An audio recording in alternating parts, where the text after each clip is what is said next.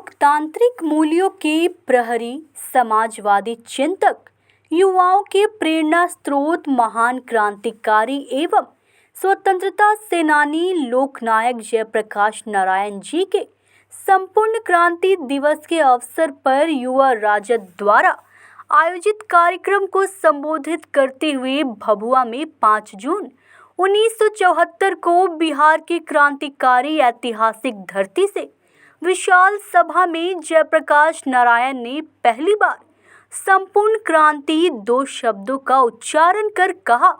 क्रांति शब्द नया नहीं था, लेकिन संपूर्ण क्रांति नया है।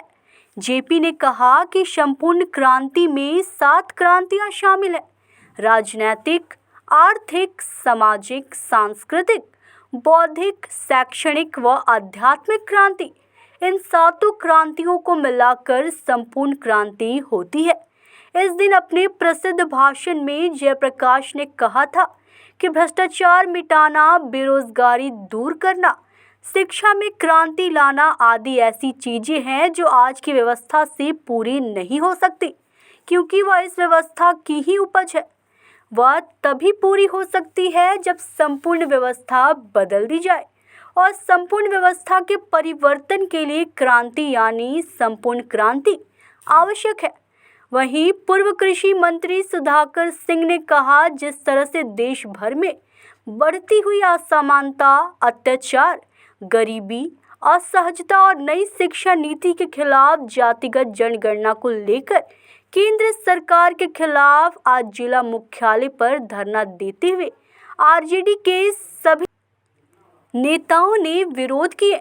सुधाकर सिंह ने कहा, पार्लियामेंट के द्वारा सर्वानुमति से 2011 से ही तय है, लेकिन केंद्र सरकार पार्लियामेंट के खिलाफ काम कर रही है।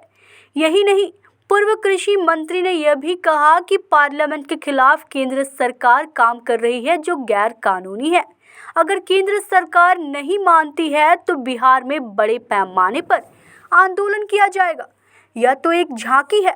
केंद्र सरकार अपनी बातों से पीछे अगर नहीं हटती है या फिर जातीय जनगणना कराने पर रोक लगाती है तो बड़ा आंदोलन किया जाएगा। वहीं आरजेडी के युवा नेता पंकज चौरसिया ने सामाजिक न्याय पर चलने वाले तथा समानता के अधिकार को जानने वाले लोगों से कहा कि कर्पूरी ठाकुर एवं जेपी अंबेडकर के अलावे आरजेडी के विचारधारा पर चलने का आग्रह किया। इस धरना प्रदर्शन में आरजेडी विधायक भभुआ सदर भरत विद, आरजेडी के युवा नेता पंकज चौरसिया, आरजेडी के प्रदेश महासचिव भोलानाथ सिंह यादव, बिरजू पटेल सहित सैकड़ों कार्यकर्ता उपस्थित रहे। भभुआ से ब्रजेश दुबे की रिपोर्ट।